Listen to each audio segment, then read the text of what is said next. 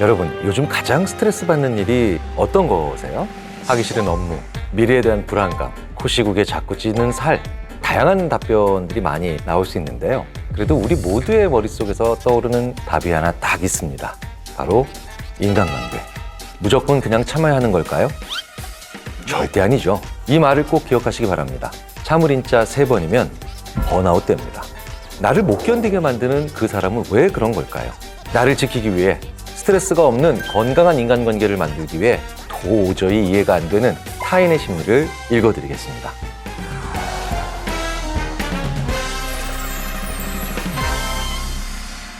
안녕하세요. 타인의 심리 읽어드립니다의 인지심리학자 김경일입니다.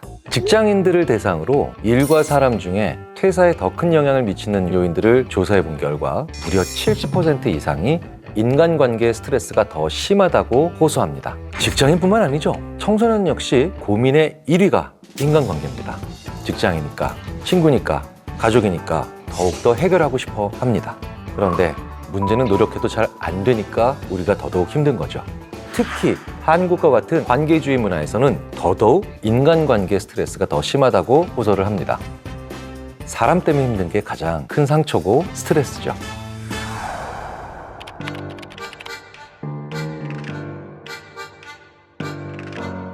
여러분은 주변 사람들과 대화하면서 지친다는 느낌 받아본 적 있으신지요? 이렇게 나를 지치게 만드는 분들, 그중 대표적인 특징이 바로 묘하게 대화를 다른 사람의 욕으로 이어가는 분들이에요. 듣다 보면 다른 사람 말을 자꾸 옮기고 더욱 나를 힘들게 하는 건 그 말에 공감을 강요하는 사람들입니다. 처음에는 약간 흥미로울 수도 있고 호기심이 생길 수도 있지만 이런 얘기를 계속 듣다 보면 이런 생각이 들죠. 왜 이 사람은 나를 만날 땐 자꾸 남의 욕만 할까? 다른 곳에 가서 또 내 얘기를 옮기지 않을까? 남욕을 참 많이 하는 사람들의 공통점이 있습니다. 본인이 행복하지 않다는 거예요. 그리고 늘 불안하다는 겁니다. 왜 그럴까요? 이런 사람들 중엔 자기보다 불행한 사람을 찾아야만 그것으로부터 느끼는 약간의 우월감을 통해서 나는 그래도 괜찮다라고 하는 약간 못난 안정감을 가지고 싶은 사람들이 있거든요. 물론 여기에도 여러 가지 유형이 있습니다. 그 중에 가장 안 좋은 유형이 바로 내가 싫어하는 사람을 다수도 똑같이 싫어했으면 좋겠다라는 마음을 강요하는 사람들이죠. 인간 대 인간이 만나서 관계가 틀어질 수 있는 건 얼마든지 가능하죠. 그런데 문제는 내가 이 사람을 싫어하는 건 다수의 눈으로 봤을 때도 그럴 것이다 라는 생각을 강하게 하는 겁니다. 이런 생각을 하는 사람들은 그 다수의 힘을 확보하기 위해서 자꾸 내 옆에 와서 다른 사람 욕을 하게 될 수밖에 없습니다. 결론은 불안하기 때문입니다. 고립되는 것에 대한 불안이 강한 사람들은요, 내가 가지는 이 감정이 다수의 감정이 돼야 된다고 생각한다는 거예요. 그리고 자신이 다수라는 것을 느끼기 위한 상황을 만들기 위해서 몰입하기 시작합니다.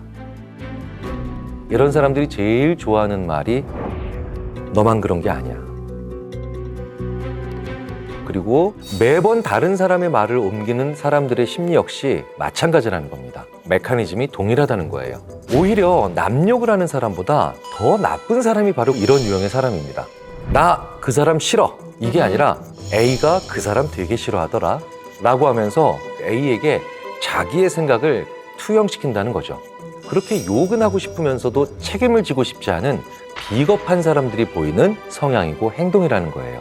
그런데요, 이렇게 말을 옮기는 것 정말 주의해야 합니다. 비겁하게 말을 옮기는 순간 사회생활을 많이 해본 능숙하거나 노련한 사람들은 제 마음을 정확하게 파악을 하게 됩니다. 게다가 그렇게 노련한 분은 그 사람을 싫어하는 것뿐만 아니라 그 사람을 싫어하는 것을 들키고 싶어 하지 않아서 다른 사람을 파는구나, 비겁하구나 이렇게 생각까지 할 수 있다는 거예요. 말을 옮기는 것, 내가 못난 사람이라는 걸 더 잘 들키게 만드는 위험한 행동이 됩니다. 그러면 어떻게 해야 될까요? 그냥 싫으면 싫다고 이야기하는 게 낫습니다. 최소한 나를 못나고 비겁한 사람으로 보이게는 하지 않을 테니까요. 남을 욕하고 남의 말을 전하는 사람들은 왜 우리의 정신건강에 해로울까요? 우리가 언제 주로 지칠까요? 책임을 져야 하는 것이 분명한 말과 행동을 할 때 더 많이 지치게 됩니다. 이 일의 결과가 어디까지 퍼지고 어디까지 영향을 미칠까를 고민을 해야 하니까요. 그래서 책임져야 할 말을 하게 되면 그 결과가 어떻게 될지 불안해집니다. 그리고 인간은 불안할 때 목적 없는 에너지를 제일 많이 쓰게 된다는 거죠. 나 안 불안해, 나 불안하지 않은데 하는 분들이 계실 거예요. 하지만 아닙니다. 실제로 지금까지 누군가에 대한 뒷담화를 하고 난 다음에 불안해 본 적 많았어요. 그 기억 때문에 뒷담화를 하면 자동적으로 불안해지는 겁니다. 남의 말을 옮기는 건 역시 마찬가지겠죠. 그래서 뒷담화를 하는 사람이나 들은 사람이나 두 사람 모두 다 불안할 수밖에 없습니다. 그러니 남을 욕하고 남의 말을 전하는 그런 분들은 피해야 하겠죠. 왜? 나를 불안하게 만들어서 나를 지치게 만드니까요. 그렇다면 남을 욕하고 남의 말을 내 앞에 와서 자꾸 전하는 사람들 어떻게 상대해야 할까요? 꼭 이렇게 말해주셔야 합니다. 너 되게 특이하다. 이렇게 얘기하지 않고 아닌데? 그 사람 나한테는 안 그러던데? 이렇게 얘기하면 아니야, 너도 그랬을걸? 기억하지 못할 뿐 계속 경험해 왔던 거야. 너도 그런 걸 느꼈을 거야. 라고 하면서 자꾸 나에게 귀찮게 달라붙고 더 집요하게 자기 뒷담화에 공범으로 만들 실마리를 찾으려고 하니 그 결과는 나는 더 귀찮아집니다. 나를 공범으로 만들려고 하는 사람에게는요, 나는 절대로 동의할 수 없다라는 암시를 줘야 됩니다. 그런데 이걸 너무 명시적으로 나는 절대 동의할 수 없어 라고 얘기하는 건 부담되시죠? 그렇다면 너 좀 유별나고 특이하구나 라고 말하면 된다는 거예요. 그러면 그 사람은 나에 대한 악감정은 많이 가지지 않은 채 나를 특이하다거나 유별나다고 생각하지 않는 다른 누군가를 찾아가기 마련이죠. 그렇다면 나와는 엮이지 않게 됩니다. 그런데요, 내가 좋아하는 사람이 남 욕하는 걸 좋아한다면 이건 정말 더 어려운 문제죠. 나에게 별 의미가 없는 사람이거나 중요하지 않는 사람이 험담을 하거나 욕을 하면 거리를 두면 그만입니다. 그런데 내가 좋아하고 나에게 소중하며 그리고 내게 필요한 사람이 자꾸 남을 욕하거나 말을 옮길 때 그걸 고칠 수 있는 방법이 있습니다.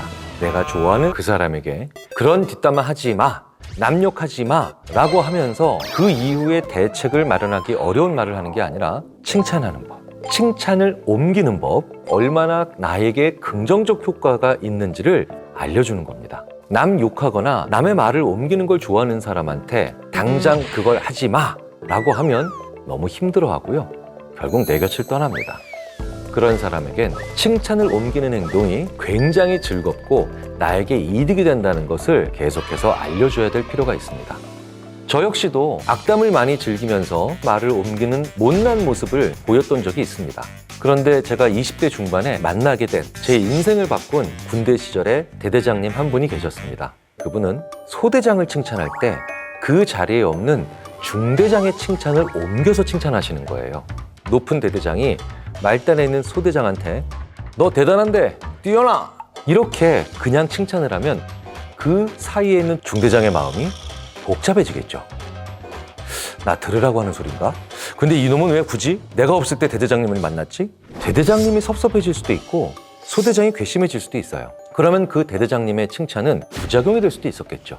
그런데 이 지혜로운 대대장님은 중대장의 입을 빌어서 칭찬을 합니다. 근데 니네 중대장 사람 참 잘 본다. 무슨 말씀이십니까, 대대장님? 아니, 니네 중대장이 그러는데 자네 김소희 일을 정말 열심히 하고 대단히 중요한 사람이라 그러더라고. 니네 중대장 눈 좋아. 그러고 갔어요. 소대장이 이제 훈련 나갔다가 들어온 중대장에게 이렇게 얘기를 하죠. 대대장님이 그러시는데 중대장님 사람 잘 보신다고 칭찬하고 가셨습니다. 중대장님이 대대장님이 얼마나 고맙겠어요. 그리고 그 칭찬을 들은 소대장도 귀엽죠. 그 대대장님은 칭찬을 옮겨서 자기 칭찬의 정당성도 확보하시고 중간에 있는 사람까지도 아우르시게 되신 거예요. 너무너무 다행스럽게도 그분에게 한 수 배웠죠. 그때부터 제 인생이 꽤 바뀐 것 같습니다. 이 칭찬 방식을 통해 대대장께서 소대장과 중대장 두 사람 모두 다 얻을 수 있었던 것처럼 저는 누가 누구를 칭찬하면 그걸 잘 기억해놨다가 항상 옮깁니다. 이왕 말을 옮길 거라면 칭찬을 옮기는 게 그 무엇보다도 좋은 거죠. 뒷담화와 말 옮기는 대화를 원천적으로 차단하는 방법도 있습니다. 바로 다른 사람의 장점을 잘 보는 겁니다. 나한테 자꾸 그런 사람이 온다는 건 그 사람 입장에서 봤을 땐 뒷담화의 소비자가 될 만한 사람이 나였기 때문입니다. 질투가 많은 사람들한테는 질투가 많은 사람들이 옵니다. 질투라는 건 나는 걔가 싫은데 걔가 대단한 능력을 가지고 있다는 걸 깔고 있는 감정이죠. 이럴 때 오히려 야, 나는 걔가 참 부럽더라 라고 솔직하고 허심탄회하게 말씀을 하셔야 됩니다. 와, 난 정말 걔가 부러워 라고 얘기하는 그 사람 앞에서 부럽다라고 하는 것의 대상이 되는 사람을 욕하는 건 정말 어렵습니다. 그렇게 내가 얘기를 하고 그렇게 내가 다른 사람들의 장점을 보면 이런 주변 사람들 때문에 피곤한 일은 많이 줄어들지 않을까 싶습니다. 자기 말만 맞다고 우기는 그 사람, 대체 왜 그런 걸까요? 아는 게 없는 사람일수록 자기 말을 더 우긴다는 것으로 대부분 연구 결과를 통해 나옵니다. 심리학 용어 중에 너닝크루거 효과라는 것이 있어요. 지식 수준이 부족할수록 자신의 지식 수준을 과대평가하는 현상을 말하는 거죠. 책을 아예 안 읽은 사람보다 책 한 권 읽고 아는 척하는 사람이 제일 무섭다는 거 잘 아실 거예요. 그것만 믿기 때문입니다. 우리 주변에 사람들이 우기는 이유는 그 사람이 아는 게 많지 않고 그리고 편협하기 때문입니다. 둘째, 자기 자신과 비슷한 성향의 사람들만 만나는 사람들이 일반적으로 과도하게 우기는 경우가 많습니다. 스페인의 파블로 브리뉴얼 디우스가 실제로 했던 연구인데요. 이 연구에서는 두 가지 종류의 집단 중 하나를 설득하게 합니다. 첫 번째 집단은요, 어떤 주장에 대해서 나와 원래부터 같은 입장을 가진 사람들이죠. 이 집단을 동일주장 집단이라고 합니다. 그리고 두 번째 집단은 나의 주장과는 무관한 전혀 다른 측면 등에서 비슷한 성향의 사람들이죠. 이 집단을 유사성향 집단이라고 하죠. 이렇게 동일주장 집단과 유사성향 집단의 사람들을 모아서 이 두 집단 중 어느 집단을 설득하느냐에 따라서 자기 확신의 증가에 있어서 차이가 만들어진다는 겁니다. 유사성향 집단을 설득하는 일을 하고 난 뒤에 자기 확신이 훨씬 더 크게 증가합니다. 나의 주장과는 무관한 전혀 다른 측면 등에서 나와 비슷한 사람들이 나와 같은 생각을 가질 거라고 하는 자기 확신을 키워나간다는 겁니다. 이 실험을 통해서 알 수 있는 게 뭐겠습니까? 학연, 혈연, 지연과 같이 내가 어떤 주장이나 의견을 갖고 있는 것과 무관하지만 이런 것들을 되게 중시하는 사람들이 자기 생각을 잘 안 바꾼다라고 하는 결론에 도달할 수 있습니다. 자, 그렇다면 자기 말만 맞다고 우기는 그 사람, 어떻게 상대하면 좋을까요? 자기만 맞다고 우기는 사람들은요, 지는 법을 모르기 때문에 우기는 겁니다. 이렇게 지는 법을 모르는 사람들일수록 대화를 승부의 개념으로 보는 사람들이 많죠. 승자와 패자로 나뉘는, 즉 승패 개념이 분명한 걸 우리가 승부라고 합니다. 그래서 이 우기기 좋아하는 사람들은 대화를 통해서 위너가 되어야 한다는 강박이 강하기 때문에 우기기에 집착한다는 거죠. 이런 사람들과 원활하게 대화를 하려면 내가 대척점에 서 있는 게 아니라 같은 편이라고 하는 생각을 심어줄 필요가 있습니다. 자, 그렇다면 어떻게 해서 같은 편이라는 인식을 심어줄 수 있을까요? 나는 당신과 같은 편입니다 라고 이렇게 말을 한다면 이 사람이 왜 나한테 같은 편이라고 하는 말을 이 시점에 굳이 하는 거지? 라고 하는 의심을 만들어내기가 오히려 더 십상이겠죠. 그것보다는 무언의 시그널을 줘야 됩니다. 우리가 자켓이 되게 비슷하네요. 이거 우리 같은 시계 찼어요. 이렇게 작은 취향의 같은 점을 어필해 주는 게 더 좋은 시그널이 될 가능성이 크다는 겁니다. 이걸 전문 용어 아닌 전문 용어로 대화의 마사지라고 합니다. 우리는 마사지를 왜 할까요? 몸의 긴장도를 풀기 위해서 하죠. 심리적으로도 이렇게 긴장도를 풀어서 비슷한 효과를 보는 게 필요하다는 겁니다. 또 한편으로 어떤 사람을 우기지 않게 만들기 위해서 우리가 생각해 볼 수 있는 중요한 방법과 과정이 있습니다. 바로 인정해 주는 거예요. 다른 부분에서 어느 정도 그 사람을 인정해 주면 그 사람은 그것과 무관한 분야에서 우기는 경향성이 줄어듭니다. 굉장히 노련하고 경험 많은 서비스직 혹은 판매직 종사자들은요, 우기는 고객을 어떻게 다루는지 아시나요? 지금 온 분이 액세서리를 고르고 있는데 이 분께 옷이라면 정말 안목이 있으시잖아요 라고 말을 처음에 겁니다. 그런데요, 이 액세서리는 조금 달라서 제 말씀을 좀 들어보시면 좋을 것 같습니다. 이렇게 내가 하고 싶은 말을 인정해주고 난 다음에 하면 내 조언을 받아들일 수 있는 가능성이 더 커집니다. 회사라면 또 이렇게 할 수 있겠죠. 부장님께서 이 문제에 대해 최고 권위자시지 않습니까? 그래서 드리는 말씀인데요 라고 하면서 먼저 치고 들어가는 거예요. 최고 권위자라면 어떻게 해야 되나요? 정상적이라면 권위를 가지고 있는 사람이기 때문에 기본적으로 여러 가지 의견을 존중하고 취합해야 한다는 말이 깔린다는 거예요. 그 사람에게 다른 무언가를 인정해 줘야만 그 사람이 우기기를 그만하게 만드는 방법이 보인다는 겁니다. 전 가끔 이런 장면들을 봅니다. 회사에서 죽어라 우기는 우기기 대왕이 동창회를 오니까요. 그렇게 우기는 성향이 없어지는 걸 본 적이 있어요. 반대로 동창회에서 만나면 죽어라 우기는 이 친구가 회사의 동료들의 얘기를 들어보면 전혀 그런 사람이 아니라고 하는 얘기를 하는 적이 또 많습니다. 무슨 얘기일까요? 모든 장면에서 매번 우기기를 열심히 하는 우기기 대왕은 의외로 많지 않다는 거예요. 저 사람이 나한테 와서 우기기를 계속한다는 것은 내가 저 사람을 내 앞에서 많이 지게 만들었기 때문일 가능성이 크다는 겁니다. 그런 사람을 우기기 대왕이 아닌 심리적인 위너로 만들어줘야 될 필요가 있죠. 고려대학교 심리학과 허태균 교수님이 말했던 한국인의 한턱 문화가 바로 여기서 떠오르더라고요. 한턱 낸다는 건 외국인들의 눈으로 보면 또 다른 의외의 하나의 뜻이 더 있다는 얘기를 합니다. 저도 그래서 외국인 교수한테 물어봤어요. 한턱 낸다라는 얘기, 그분은 이렇게 얘기하더라고요. 한국 사람이 내가 오늘 한턱 낸다라는 건 오늘 내가 주인공이니까 누구도 내 주인공 자리를 빼앗지 말라는 뜻이라고 합니다. 오히려 외국인의 눈으로 보니까 그 본질이 더 잘 보였던 거죠. 우기기 대왕이 주인공이 되면 주인공은 그 판을 유지해야 되잖아요. 판을 깨면서까지 우긴다? 이런 행동은 잘 안 나오게 되어 있습니다. 자, 그렇다면 그 자리에서 그 사람을 주인공으로 한번 만들어주실 필요가 있다는 거예요.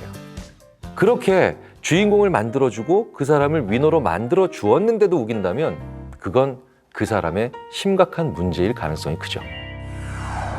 자기 말만 맞다고 우기는 어떤 사람이 있다면 한 번쯤은 그 사람만의 문제가 아닌 우리 사회 전체의 문제가 아닐까 생각을 해볼 필요가 있습니다. 자기 말은 틀릴 수가 없다라고 생각한다는 건 결과적으로 다양한 가치를 인정하기 힘든 사람이란 뜻이 되거든요. 그리고 다양한 가치를 인정하기 어려운 사람들은 은연중에 정답은 하나이다라고 생각하는 사람들일 가능성이 높습니다. 정답이 하나니 내가 생각하는 답이 정답이면 남의 것은 당연히 틀릴 수밖에 없고 따라서 인정할 수 없게 되겠죠. 정답이 하나라고 생각하는 사람들의 특징을 파보면 답은 의외로 간단해집니다. 어렸을 때부터 정답이 하나라는 교육을 많이 받은 사람들이겠죠. 그러니까 사실 여기까지 생각을 해보면 이건 한국의 전반적인 문제가 될 수 있다는 거예요. 한국인의 특징이라기보단 현대 한국 교육의 부작용 중에 하나라고 봐야 된다는 겁니다. 하지만 여기에서 그러니까 한국 교육은 크게 문제가 있다 라고 또 여기서 생각이 멈추는 분들은 없으시길 바라겠습니다. 왜냐하면 이게 우리나라 교육계의 잘못이냐? 아니라는 거죠. 교육은 그 사회의 그 시대의 보편적 요구를 반영하는 것이 교육입니다. 사회가 정답이 하나라고 생각하면 교육은 그걸 따라갈 수밖에 없어요. 그러니까 이 현상은 더 근본적으로 들여다보면 우리 사회의 보편적인, 즉 우리의 잘못이라는 거죠. 답이 하나여야 되는 사람들은 답이 여러 개이면 못 견디는 사람들이라는 겁니다. 여러 개의 답을 생각하는 것이 고통스러운 사람들은 생각을 즐기지 않는 사람들이라고 심리학자들은 말합니다. 빨리 대답하면 보상받는 사람들이 자기 생각을 못 바꾸는 사람으로 이어진다는 거예요. 회의 시간에 무엇을 물어봤는데 곰곰이 생각해보고 좀 시간을 주십시오 라고 하는 사람들은 우리가 비난하기 십상입니다. 그러면 우리도 우기는 사람들 만드는 거고 정답이 하나이고 빨리 하는 게 정답이다라는 생각을 자꾸 심어주는 거죠. 그러니까 우리가 스스로가 바뀌지 않는 이상 자기만 맞다라고 말하는 사람의 수를 줄이는 것이 어렵다는 겁니다. 대화를 할 때 우리는 늘 무언가 의견을 내기를 원합니다. 하지만 의견 없음도 의견이다라는 걸 받아들여야만 합니다. 어떤 사안을 물을 때요. 찬성하십니까? 반대하십니까? 모릅니까? 그러면 모릅니다라고 대답하는 사람은 없습니다. 그런데 똑같은 그 주장을 주고 찬성하십니까? 반대하십니까? 그리고 세 번째를 모른다가 아닌 의견이 없으십니까? 라고 물어보면 의견 없음에 표시하는 분들이 훨씬 더 많이 나오더라는 거예요. 사실 우기는 사람 중에는 그 순간 자기의 의견이 없지만 한쪽을 선택해야 할 때 그런 모습을 보이는 경우가 많습니다. 그러니까 먼저 의견이 있는가를 물어봐 주시고 알아보셔야 돼요. 그리고 만약 의견이 없다고 하면 그것도 하나의 의견입니다 라고 인정해 주셔야 돼요. 그리고 의견이 없다면 우기지 않고 자기의 생각을 소신 있게 말할 수 있는 다른 주제의 이야기로 바꾸는 것, 이게 좋은 대화입니다. 항상 찬성이냐 반대라고 하는, 아니면 넌 모르는 거다라고 하는 무례한 대화를 우리가 그 사람들한테 먼저 제공하지 않았는가를 생각해 볼 필요가 있습니다. 어떤 사람이 우기기 대왕이라면, 그리고 우리가 그 사람을 우기기 대왕이라고 낙인 찍고 싶다면 그 전에 한 번쯤 되돌아볼 필요가 있다는 거예요. 그리고 우리가 그 사람을 계속해서 패배자나 조연으로만 만들어 놓지 않았느냐를 말이죠. 최소한 여기까지 확인을 해보고 그 사람은 우기기 대왕이다 라고 낙인을 찍을지 말지를 결정해야 된다는 겁니다. 말을 듣고 대답을 해주고 공감해주는 것 쉬운 것 같으세요? 절대 아닙니다. 우리 인간이 다른 동물들에 비해서 굉장히 사회적인 것은 맞지만 이렇게 커다란 사회에서 살아나가도록 진화한 것은 아니라는 거예요. 우리 인류의 역사 수십만 년 중에 이렇게 복잡하고 큰 사회에서 살아간 지가 얼마나 됐겠냐는 거예요. 0.1%의 시간도 안 됩니다. 옛날에는 내가 만나는 사람의 출신, 고향, 성장 배경 거의 대부분을 알고 있었죠. 하지만 이렇게 복잡하고 큰 사회에서 어떻게 쉽게 공감을 할 수 있겠습니까? 그런데 공감의 단서가 적음에도 불구하고 나에 대해서 공감한다는 건 그 사람이 나한테 호감이 있다는 걸 뜻합니다. 그렇기 때문에 왜 이 사람은 내 감정에 공감을 못하지? 라고 생각하지 않고 그 어려운 공감을 해주는 사람은 정말 소중하게 여겨야 될 사람이다 라고 생각하셔야 된다는 겁니다. 그리고 좀 더 생각을 해보면 공감을 하는 것을 통해 이 사람이 나에 대한 호감이 있는지 없는지 알 수 있다는 거예요. 만약 진짜 공감을 못하는데 척이라도 한다면요. 그 사람 역시 나에게 어느 정도는 호감이 있기 때문이라는 겁니다. 그런데 같이 이야기한 세월이 길었음에도 불구하고 나에게 공감을 전혀 하지 않는다고요? 그러면 그 사람은 나에 대한 호감은 없는 겁니다. 그렇다고 해도 그 사람을 미워하실 필요는 없습니다. 늘 모든 사람이 날 좋아해 줄 수는 없어요. 그냥 나와의 깊은 인연이 아니라고 생각하시면 되고요. 적당한 거리를 두고 지내면 된다는 거예요. 그럼에도 불구하고 하나의 예외적인 부류가 있죠. 적당히 거리를 두는 정도가 아니라 아예 멀리해야 되는 사람들을 뜻합니다. 누구에게도 공감을 못하고 조금도 공감하고 싶지 않은 사람, 대표적인 부류가 바로 소시오패스죠. 소시오패스에게서 이런 성향을 우리가 쉽게 발견할 수 있는 건 그 사람들이 시간을 아까워하기 때문이에요. 소시오패스는 자기 외의 사람들에게 시간을 쓰는 걸 극단적으로 싫어합니다. 시간이 아깝기 때문에 공감도 하기 싫고 무언가 공유하기도 싫고 그 사람을 위한 배려의 대화도 하기 싫은 거예요. 공감하지 못하는 가장 큰 게 뭘까요? 상대방에게 질문하고 대답할 시간을 안 주는 겁니다. 그걸 듣는 시간도 아깝거든요. 그리고 자기 얘기만 하는 거죠. 그 이유가 바로 뭐냐? 소시오패스는 늘 자기 위주로 자기 자신만 제일 힘든 사람이라고 생각하기 때문입니다. 그런데 왜 대화에는 꼭 참여하는 걸까요? 자신이 남들과는 다르다는 걸 숨기기 위해서입니다. 그리고 바로 이 점이 사이코패스와 소시오패스의 중요한 차이죠.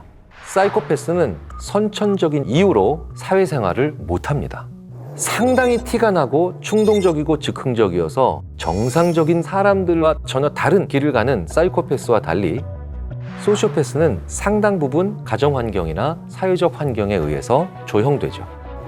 정상적인 기질을 가지고 태어나지만 성장기에 어떤 부적응적인 측면들로 인해서 성격 장애를 가지게 됩니다. 그래서 소시오패스가 더 무서운 겁니다. 공감하지 않으면서도 우리 사이의 대화에 잘 숨기 때문이죠.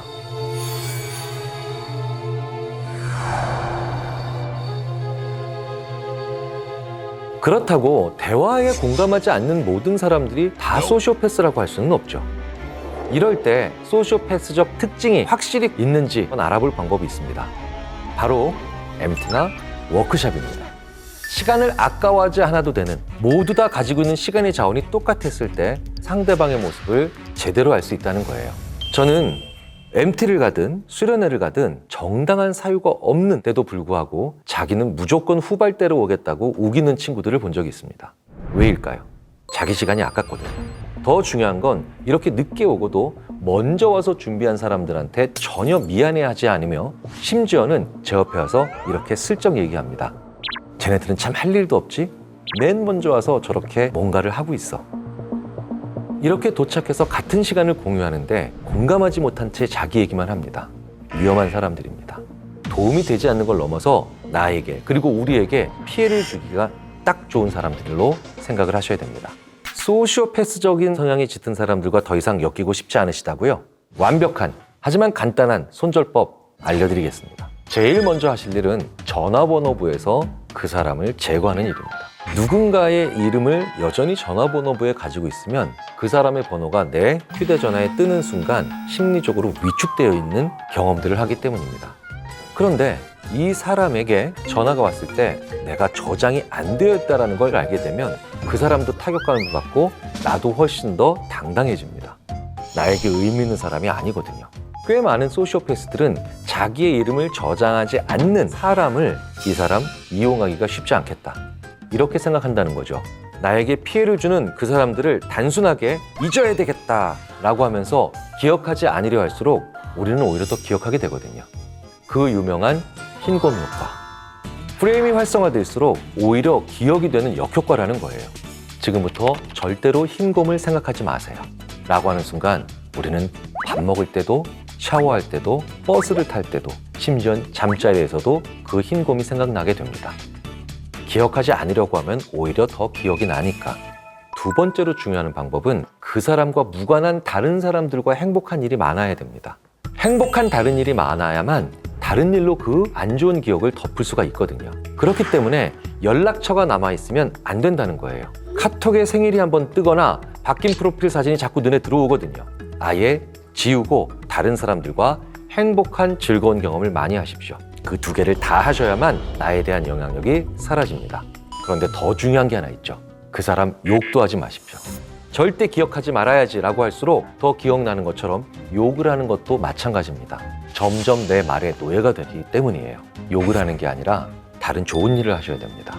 이 시간과 상황이 되어야만 내 주변의 소시오패스와 완전한 손절이 가능합니다. 혹시 소시오패스 만나실까봐 여전히 두려우신가요? 소시오패스는 100명 중 4명 꼴로 존재한다고 합니다. 살아가면서 만날 수밖에는 없습니다. 하지만 너무 걱정하실 필요가 없습니다.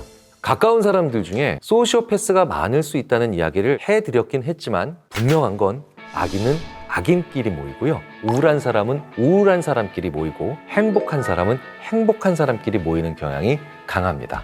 성격의 상대성은 있을 수 있지만 세계관과 가치관은 비슷한 사람들끼리 친해질 수밖에 없기 때문이죠. 그래서 공감하지 않는다를 뒤집으면 어느 선 이상으로 친해지기 어렵다는 말이 됩니다.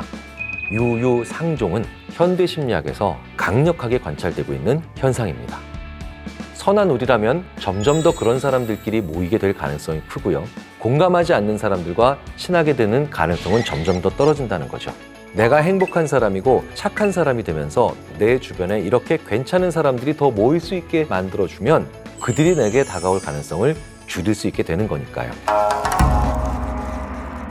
내 모든 걸 알고 싶어하는 친구, 도대체 왜 그런 걸까요?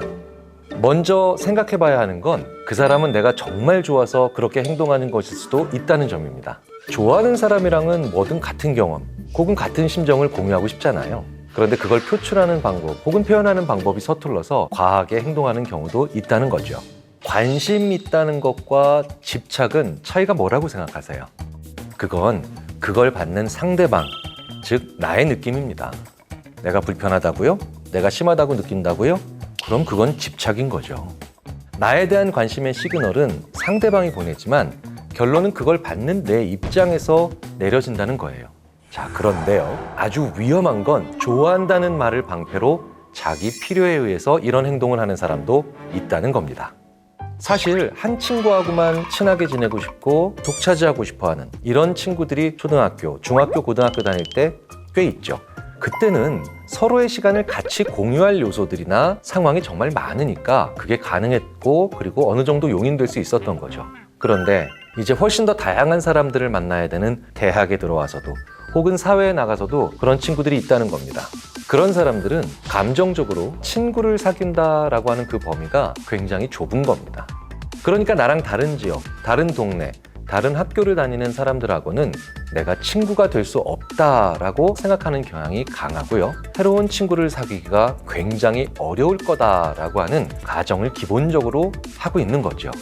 그래서 이런 사람들은 자라면서 해야 할 사회화가 조금 덜 됐다라고 볼 수가 있습니다. 사회에 나와서 만나는 경우에는 더 심하겠죠. 나는 친해지기 힘든 사람인데 나랑 마음이 맞고 친해질 존재를 찾잖아요. 그러니 그 사람에게 얼마나 더 큰 의미를 부여하겠습니까? 그런데 그런 사람들이 느끼기에 나의 친구가 다른 애랑 친해진다는 거는 나에게 주는 관심과 애정이 줄어드는 건데 우리의 관계가 손해를 본다고 생각한다는 거예요. 그리고 그 친구의 세상은 굉장히 작고 그래서 내가 그 친구 없이 큰 세상으로 간다면 회방 놓고 싶은 거죠. 그래서 이런 사람들은 그걸 합리화해서 사용하는 말이 있습니다. 나는 너를 너무 좋아해. 그런 친구가 우리 옆에 있을 때 우리는 보통 내가 좋아서 나에게 집착한다고 생각하잖아요. 그런데 어떤 경우에는 그게 정말 큰 착각일 수도 있다는 겁니다. 그 친구에게는 내가 like가 아니라 want의 대상일 뿐이라는 거예요. 순수하게 좋아하는 게 아니라 내가 없는 순간을 너무너무 불편해하고 그저 벗어나고 싶다는 거죠. 내가 없을 때 많이 불편한 거와 나와 있으면 좋은 거랑은 상당히 서로 구분이 되는 감정입니다.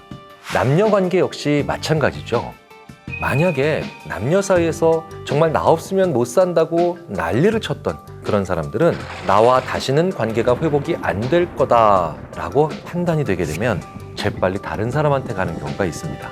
결국은 또 그런 존재를 찾는다는 거예요. 이런 경우는 그저 원트했지 라이크한 것은 아니다라고 심리학자들이 표현합니다. 당신에게 집착하는 그 친구 역시 마찬가지일 수 있다는 겁니다. 그냥 나를 좋아하는 친구인데 그게 그렇게까지 심각한 문제일까 싶기도 하실 거예요. 하지만 심각한 수준으로 누군가에게 집착하는 사람은 당신에게 근본적으로 피해를 줄 수밖에 없습니다. 눈에 보이는 1차적인 피해는요, 내가 다른 사람을 만나는 걸 힘들게 한다는 거예요. 하지만 그게 끝이 아니라는 겁니다. 더 큰 문제가 있어요. 나로 하여금 새로운 도전이나 변화를 추구하지 못하게 만드는 암시적인 말을 반복해서 한다는 겁니다. 차라리 다른 친구 만나지 마 라고 솔직히 얘기하면 쉽게 알아차릴 수 있죠. 하지만 교묘하게 진화한 방법을 사용할 수 있다는 겁니다. 내가 약간의 용기를 내서 무언가 새로운 일을 해보고 싶어 할 때 그걸 하지 않아도 되는 혹은 하지 않아야 되는 수십 가지의 이유를 나에게 심지어 친절하고도 자세히 얘기해 준다는 말이죠. 내가 새로운 걸 하고 새로운 세상을 알아가면서 새로운 사람을 만날수록 그 친구가 필요 없는 시간을 보낼 확률이 커지지 않습니까? 그렇다면 집착하는 그 사람, 자연스럽게 피할 수 있는 방법에는 뭐가 있을까요? 집착하는 사람이 나와 친하거나 나에게 필요한 사람이라면 사실 이러한 문제를 순식간에 해결하는 건 거의 불가능하다고 봐야죠. 우리가 심리학을 공부하는 이유 중 하나가 이런 사람들을 끊어내는 단기적인 기술이 아니라 이런 사람들과 거리를 둘 수 있는 지혜를 배우기 위한 것 아닐까요? 이런 사람들과 거리를 두는 가장 좋은 방법 중 하나는 시간, 돈, 사람, 이 셋 중에 하나를 확실하게 공유하지 않는 겁니다.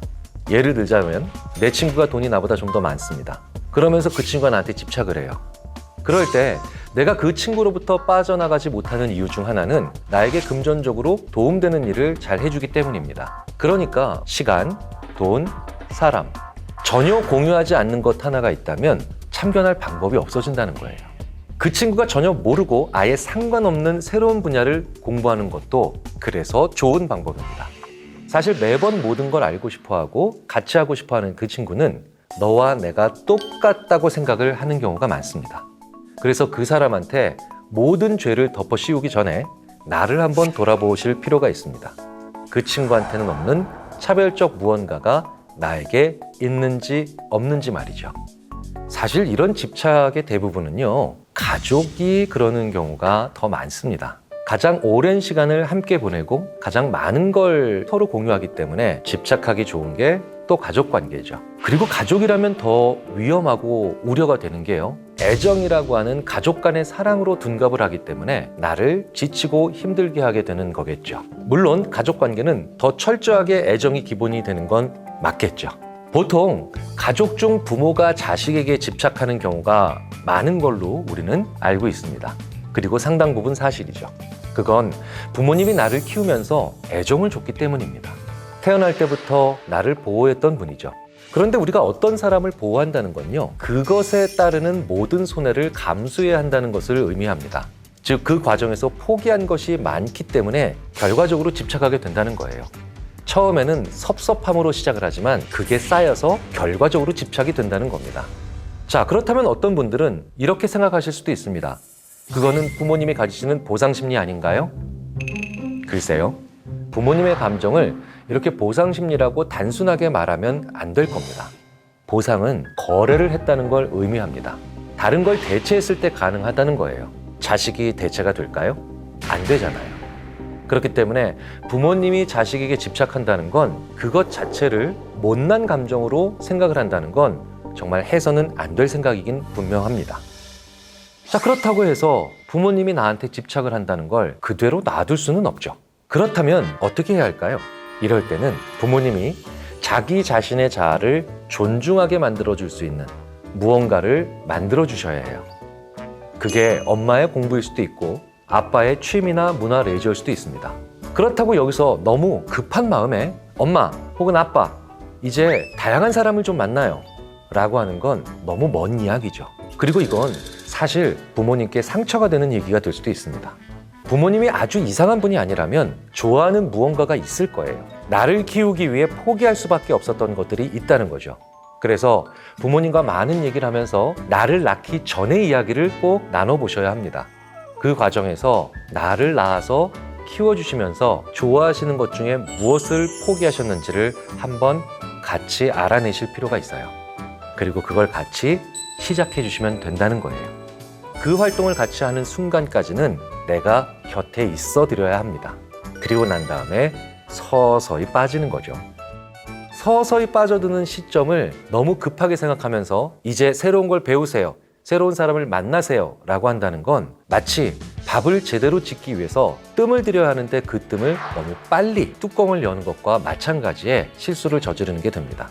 최종적으로 도달해야 될 지점은 나에 대한 집착을 버리시고 다양한 사람들을 만나면서 그들과 또 다른 사회생활을 하셔야 되는데 그 먼 목표까지의 징검다리들은 촘촘하게 존재한다는 거예요. 그러면 한번 고민을 해보시라는 겁니다. 그 징검다리들 중에 몇 개까지 내가 같이 함께 부모님의 손을 잡고 갈 것인지를요. 가족은 굉장히 가까운 사이이지만 그렇기 때문에 우리가 많은 고민을 안 하게 하는 그런 실수를 범할 수도 있는 사람들이기도 합니다. 시작을 도와드린다면 오직 나에게만 집중하시는 모습은 금세 사라질 수 있을 겁니다.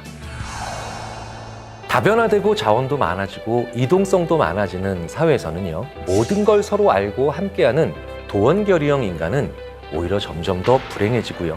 이걸 알버트 앨리스와 같은 심리학자는 비합리적 신념으로 얘기하기까지도 합니다. 자신부터 다양한 사람을 만나는 것을 두려워하지 않고 느슨하지만 다양한 인간관계를 만들 필요가 있죠. 나에게 집착하는 친구가 나와 너는 같은 사람이야 라고 인식하지 않도록 해주는 게 중요하다는 겁니다. 도대체 악플러들은 왜 악플을 다는 걸까요? 굳이 그런 글을 쓰는 그 사람의 심리는 무엇일까요? 그 심리를 보여줄 실험 하나를 소개해 드리겠습니다. 설명을 듣고 여러분들께서도 한 가지를 선택해 보세요.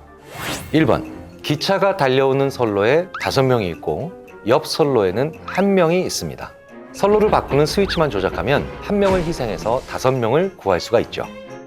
이럴 때 여러분들께서는 어떤 선택을 하시겠습니까? 결정하셨나요? 그렇다면 다음 질문을 드리겠습니다. 기차가 달려오는 선로에는 5사람이 있고 그 사람들 앞에는 1명의 사람이 있습니다. 그 앞에 있는 사람을 밀면 기차는 멈춰 쓰고요. 따라서 5명을 살릴 수 있습니다. 자, 이런 상황에서 여러분은 어떤 선택을 하시겠습니까? 결정하셨나요? 이게 바로 그 유명한 트롤리 딜레마와 트롤리 딜레마를 응용해서 확장한 상황이죠.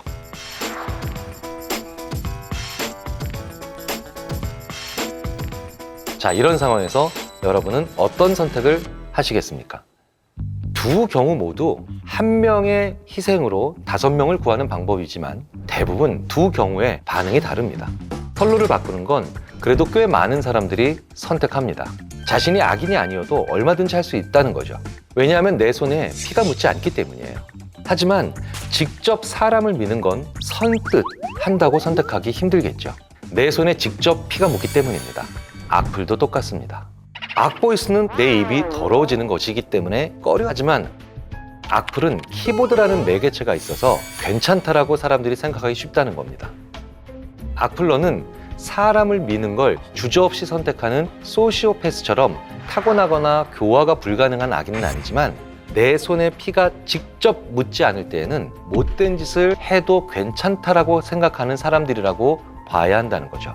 못난 사람들이라고 불러야 될 때도 있고 못된 사람이라고 불러야 될 때도 있습니다. 하지만 중요한 건 선로를 바꿀 수 있는 우리 모두는 악플을 달 수 있는 성향을 가지고 있다는 겁니다. 그런데 그런 우리의 성향을 자제시키고 그런 행동을 막아주는 마음이 있죠.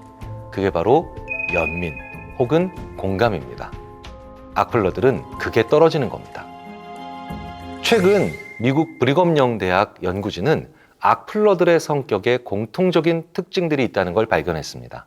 바로 어둠의 3요소로 불리는 나르시시즘이나 마키아벨리즘 또는 사이코패스적 성향이 있다는 거죠. 나르시시즘은 다른 사람이 아닌 나만 잘나야 돼 라고 하는 생각이고요. 마키아벨리즘은 다른 사람을 내 마음대로 조종하겠다 라는 생각입니다. 그리고 다른 사람들의 고통 따위를 전혀 느끼지 못하는 것이 사이코패스적인 특징이죠. 바로 어둠의 3요소로 불리는 이런 성격이 다른 사람의 불행에서 기쁨을 찾는 성격인 샤덴프로이데와 공통적으로 결합되어 있다는 특징이 있다는 겁니다. 남의 불행과 아픔에서 소소한 쾌감과 위안을 얻기 위해 악플을 쓰는 사람들이 정말 많다는 겁니다. 교묘한 악플러 중에 이러한 사람들도 있죠. 저는 학생인데요. 보니까 이렇네요. 저는 회사원인데요. 아닌 것 같아요. 이런 사람들의 댓글을 쭉 보게 되면 매번 나이와 직업이 바뀝니다. 이렇게 가짜 정보를 써가면서까지 서로 싸움 붙여서 욕하게 만드는 악플러들의 심리는 뭘까요? 내 앞에서 사람들끼리 싸움이 나면 자연스럽게 나의 위치는 심판이 됩니다. 내가 어느 손을 들어줄까 판정관 역할을 하게 된다는 거죠. 이로 인해 생기는 심리적 권력감으로 굉장히 존재감을 가질 수도 있다는 겁니다. 자기가 능력자가 아니라는 걸 아는 사람들이 스스로 컴플렉스가 많기 때문에 이런 짓을 하는 겁니다. 악플러들의 가장 큰 문제는 자기가 직접 때리고 찌르는 폭력을 저지르지 않기 때문에 자기는 죄가 없다고 생각한다는 겁니다. 그런데 악플을 직접 경험하는 당사자에게는 악플 역시 칼로 찌르거나 때리는 것과 같은 똑같은 피해를 경험한다는 거죠. 악플을 보고 뇌에서 일어나는 반응을 보면 칼에 찔리거나 둔기에 얻어맞았을 때와 똑같은 고통의 경험이 관찰된다는 거예요. 즉, 악플은 상해치사와 다르지 않고요. 심할 경우 살인과 마찬가지라는 겁니다. 뇌과학의 결과로만 보자면 악플은 상해치사와 살인과 형량이 같아야 한다는 겁니다. 더 심각한 건 악플의 당사자뿐만 아니라 악플을 지켜보는 불특정 다수가 모두 피해자가 될 수 있다는 겁니다. 이런 유명한 말이 있습니다. 지옥에 있는 사람보다 지옥에 있는 그 사람을 보는 타인이 더 괴롭다. 남에 대한 악플을 지속적으로 보면서 불쾌함을 넘어 심지어 우리 자신도 고통을 느낀다는 거예요. 남의 악플을 보기만 해도 너무 괴로워요. 저는 왜 그럴까요? 라고 생각하신다면 그건 여러분들께서 정상이기 때문입니다. 일반적으로 정상적인 사람에 대한 연구를 검토해보면 지옥에서 고통스러워하는 사람들보다 더 중요한 건 지옥에서 고통받고 있는 그 사람을 본다는 것 역시 굉장히 고통이 된다는 거죠.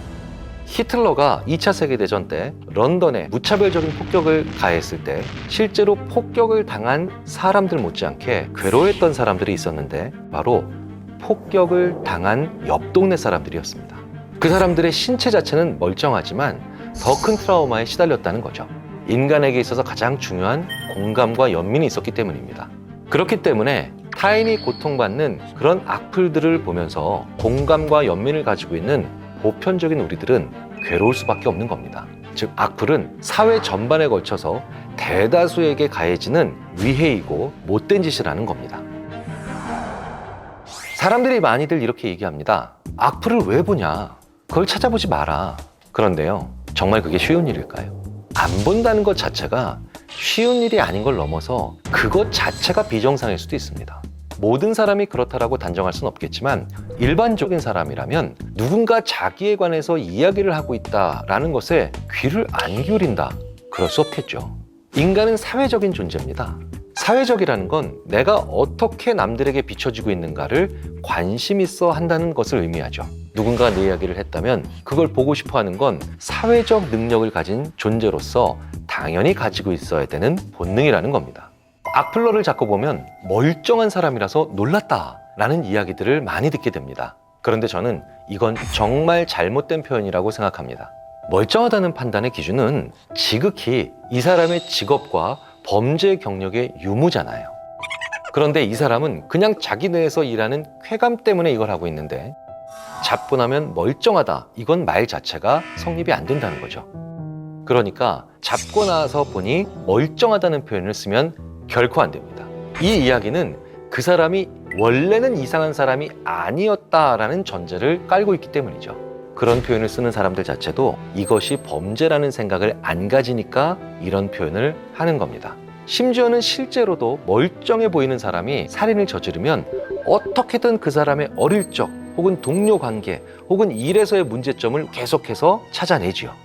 그러니 악플러를 잡고 봤더니 멀쩡한 사람이다 라는 표현을 쓰는 우리 모두가 반성해야 합니다.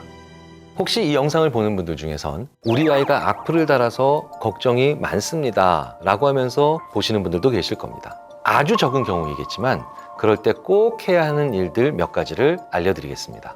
사실 저도 악플에 대한 논문을 쓴 적이 있습니다. 제가 쓴 논문의 한 줄을 읽어드릴게요. 분석 결과 악성 댓글은 감정 또는 정서적 과정 범죄에서 더 높은 비율이 관찰되었다.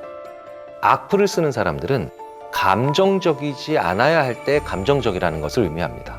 모든 악플러들이 그러진 않겠지만 상당수는 감정 조절을 못하는 겁니다. 감정이 없으면 사이코패스죠.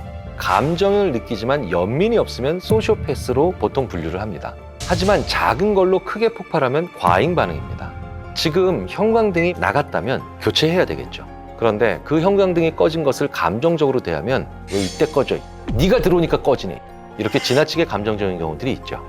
그런 부모나 가족들을 보면서 자라고 배우면 이런 댓글을 다는 사람으로 클 수 있다는 거예요.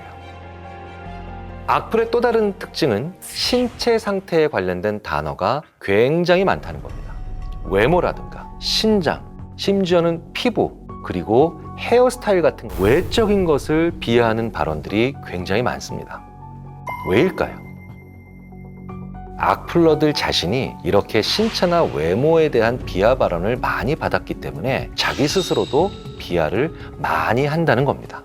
대접받고 존중받은 어린이가 나중에 대접하고 존중하는 어른이 됩니다.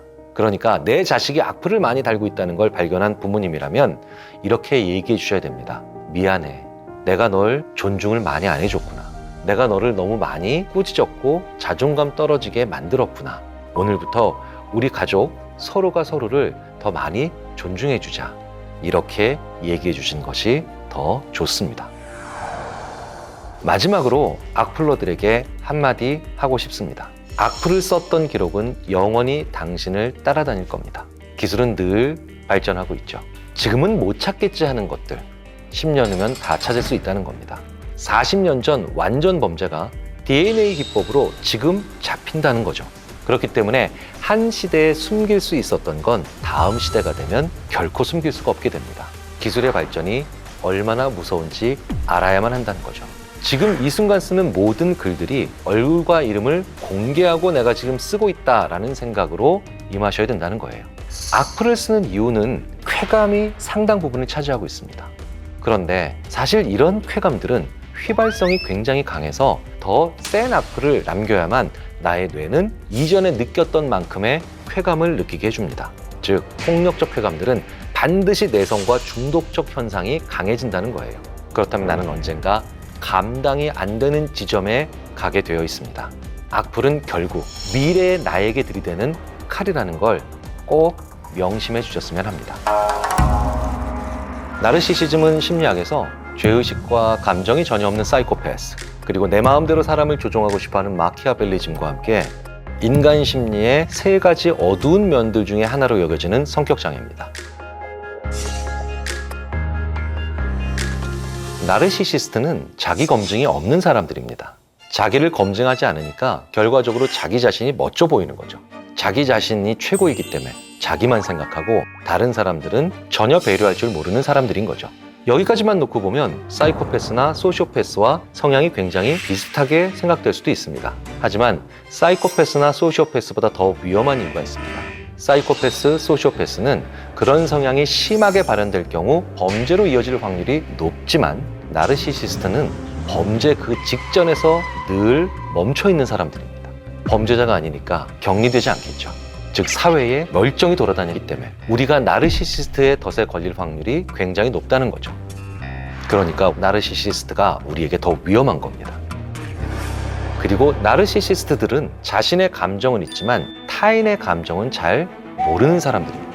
그렇기 때문에 누군가 자기 감정을 호소해도 절대로 이해하지 못한다는 거죠. 그래서 이 사람들과는 싸움을 해봤자 말이 통하지 않는다고 느껴지실 겁니다.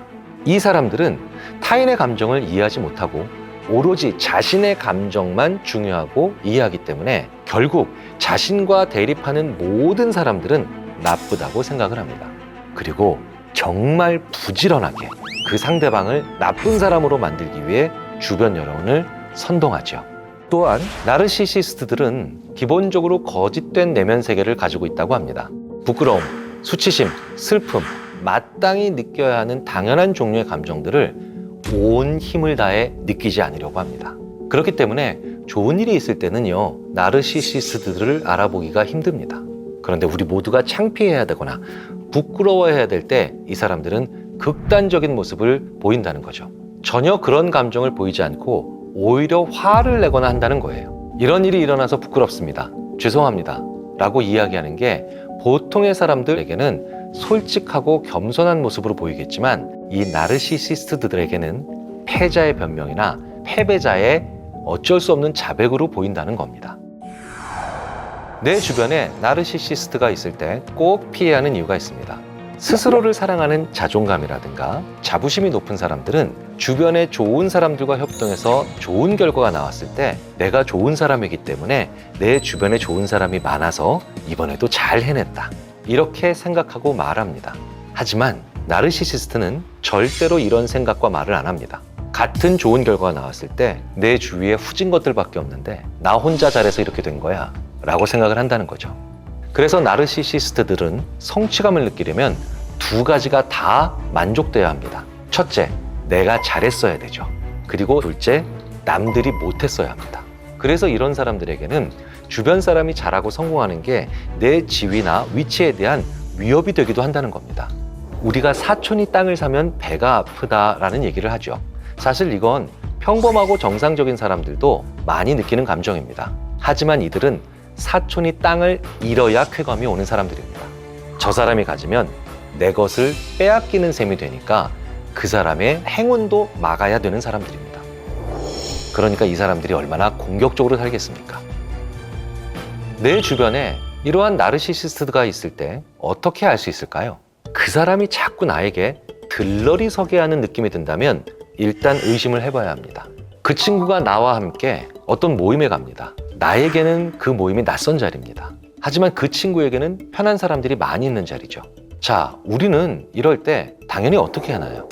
같이 간 친구를 배려하고 사람들을 소개해주면서 한마디라도 그 친구에게 더 말이 가도록 하게 하죠. 그런데 나르시시스트들은 그걸 안 한다는 겁니다. 같이 간 친구인 나를 꿔다 놓은 보릿자루를 만들고 그걸 즐긴다는 거죠. 왜? 그걸로 자기가 돋보일 수 있으니까요. 하지만 여기까지만 하면 수는 높지 않은 나르시시스트입니다. 그런데 교묘한 나르시시스트가 있죠. 그들은 다릅니다. 나를 소개하고 대화를 함께 하면서 내가 당황해야 할 만한 질문들을 나에게 오게 한다는 거예요. 그런 상황을 통해서 나는 멍청한 들러리가 되고 자신은 돋보일 수 있다는 거죠. 이런 느낌을 받았다면 이 친구는 꽤 교묘한 나르시시스트입니다. 물론 특별한 목적이 있어서 자신이 유난히 잘 보여야 되는 상황이 있을 수도 있습니다. 그렇다면 이런 행동을 해도 어느 정도는 이해해 줄 수도 있겠죠.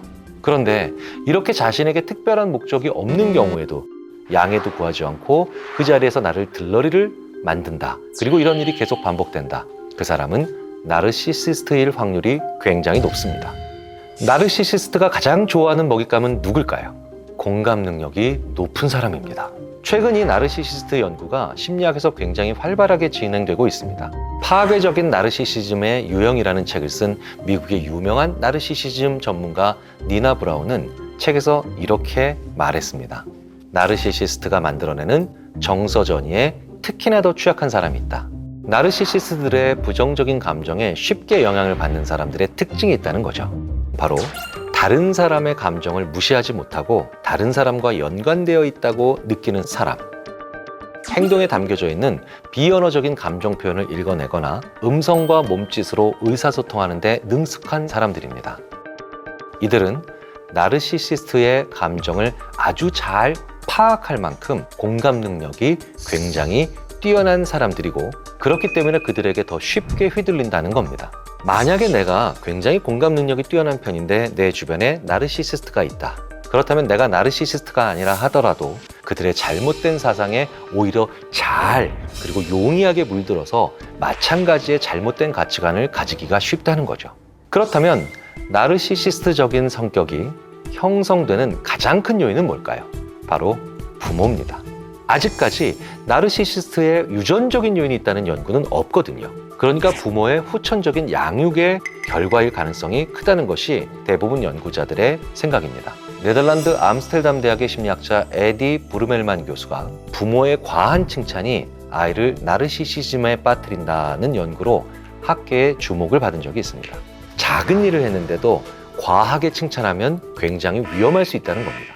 이렇게 됐을 때 일반적으로 받는 칭찬이 크기 10이라면 이런 과한 칭찬을 받는 사람들은 크게 100의 칭찬이 늘 필요합니다. 100 정도는 받아야 칭찬이지 라고 느낀다는 거예요. 이런 사람들은 이후에 주위 사람이 10밖에 칭찬을 안 해주면 그걸 100으로 만들기 위해서 쓰는 방법이 있죠. 바로 주변을 마이너스 90으로 만들어 버리는 거예요. 그렇다면 우리 아이를 나르시시스트로 키우지 않기 위해서는 첫째, 적절한 칭찬을 적당한 양만큼 해줘야 합니다. 두 번째, 비교에 의한 칭찬을 굉장히 조심해야 합니다. 네가 이런 좋은 점수를 받아서 엄마가 행복하구나 라는 건 좋은 칭찬입니다. 하지만 네가 누구를 이번에 등수에서 이겼기 때문에 엄마가 너무 행복하다 라는 건 나쁜 칭찬에 가깝겠죠. 과도한 칭찬, 비교에 의한 칭찬에 골몰한 부모가 아이를 나르시시스트로 만들어서 성인이 돼서 자기보다 못한 사람들을 하고만 만나게 되고 멍청한 놈이라고 부를 수 있는 친구들만 자기 옆에 두는 그런 바보 같은 악순환을 만들어내는 경우가 비일비재하다라는 겁니다. 자기가 배울 점 있는 사람은 끌어내리는 사람으로 변하게 된 겁니다. 우리 아이를 나르시시스트로 만들지 않기 위해서 하셔야 되는 또 하나가 있습니다. 바로 부끄러움, 수치심, 슬픔과 같은 부정적인 감정들을 제대로 느끼고 표현할 수 있도록 해주시라는 겁니다.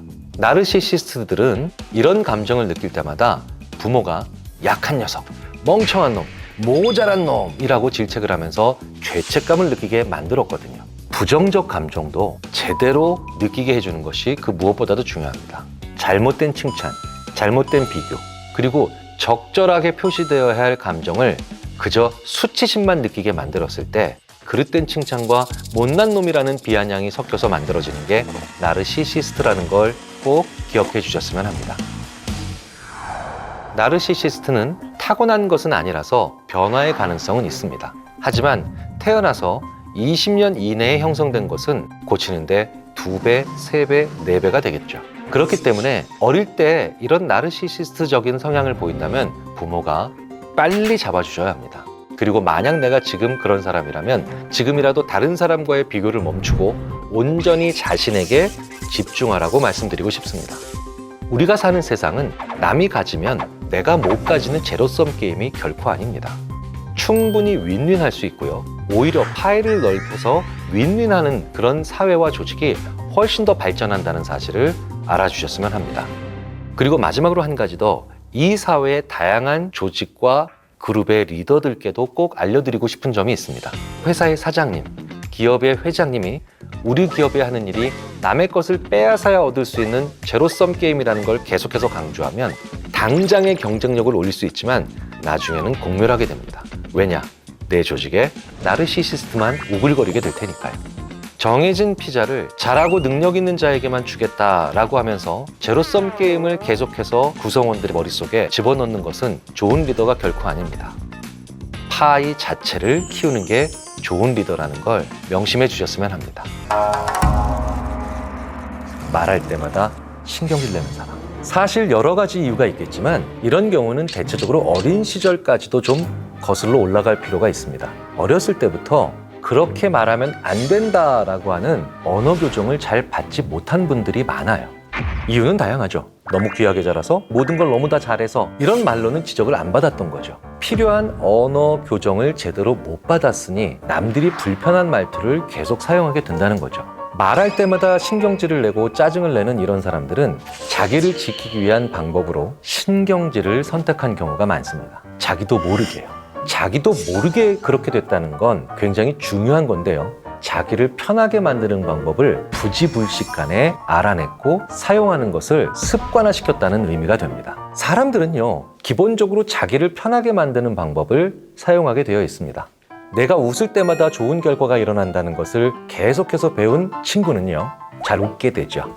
내가 살아남는 주요 전략으로 웃는 전략을 택하는 겁니다. 이럴 때는 요만큼 웃고, 저럴 땐 소리내서 웃고, 이럴 때는 살짝 웃고, 다른 사람들과 좋은 관계나 아니면 대화를 터나가는 방법으로 사용을 한다는 거예요. 그런데 이렇게 같은 목적을 가진 방법으로 짜증을 선택하거나 신경질을 선택하는 경우도 있다는 겁니다. 우는 아이 떡 하나 더 준다, 이런 속담이 있을 정도니까 이 속담을 정말 맞다고 생각하고 이 방법을 쓰는 사람들은 어떻게 하면 제대로 신경질을 정교하게 낼까, 이 감정을 세부적으로 만든다는 거예요. 신경질적인 사람이 조직에 있을 때 가장 큰 문제는 심각한 피해자가 꼭 한 명은 발생한다는 겁니다. 이 신경질적인 사람들은요, 의외로 사람을 찍어놓고 이런 일을 하기 때문이에요. 항상 짜증이 난다고 하지만 누구에게나 짜증을 내는 것 같지만 자기의 짜증 바지를 정해놓고 있다는 거예요. 왜냐하면 이런 사람이 있다는 걸 알면 대부분 피해 다니니까요. 못 피하는 한 사람을 정해놓는다는 거죠. 업무상 피할 수 없는 사람, 내 방법을 못 쓰는 다른 인물. 그러니까 이런 사람들이 있는 조직은 누구 한 명이 굉장히 괴롭고 지옥 같은 상황을 계속 보내고 있다고 생각하시면 되고요. 그리고 그런 피해자들이 어디에 있는가를 계속해서 살펴봐야 됩니다.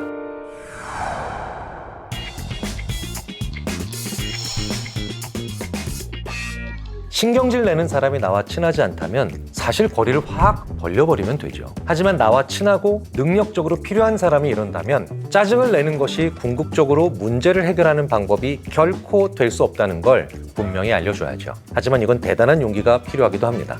그리고 이건 아이에게나 가능한 일이기도 하죠. 아빠가 너 이거 사주려고 했는데 짜증내서 안 사주는 거야. 아빠가 이거 해주려고 했는데 불필요하게 화내서 안 해주는 거야.